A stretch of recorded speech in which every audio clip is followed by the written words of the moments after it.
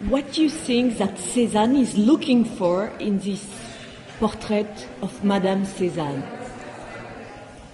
Well, we know that after they were finally married in 1886, he did, started doing a lot of paintings of her.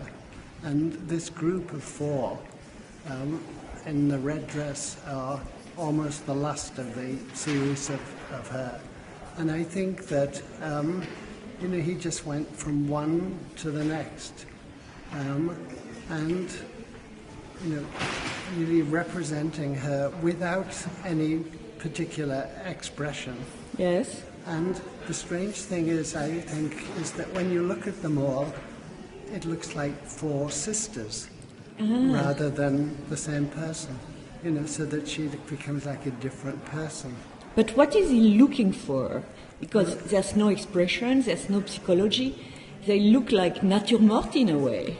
A little, yeah, and I think it's like the presence of the figure, the sense of someone standing and sitting in front of you, rather than, he was very unwilling to paint anything which was flattering, generally.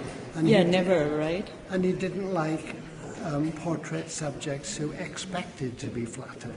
And and if he did have people like that, he tended to want to stop painting them. So Hortense, patient, long suffering, could sit there and sit there. However, in this case, I think that of the four, there really are two pairs of them, and I think that each pair includes one work which was painted directly from her. Yeah. And then the other one painted from the previous painting. Because the poses are so exact that, like if you look at the two in the middle here, where the hands are so precise, you just can't really believe that she would pose in exactly the same position. So I think he did one from the other.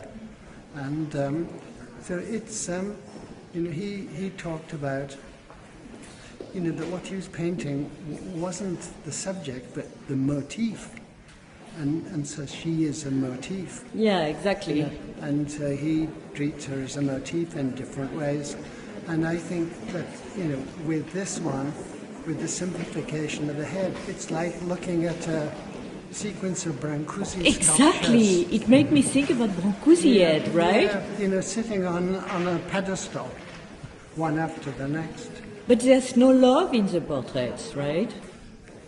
Well, we know it was a complicated situation, that they started to live together at the end of the 60s. Yeah. And, but they, had whole periods apart.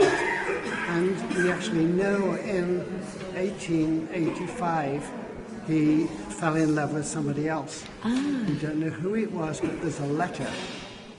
And he was miserable, and he's writing to Zola saying whatever.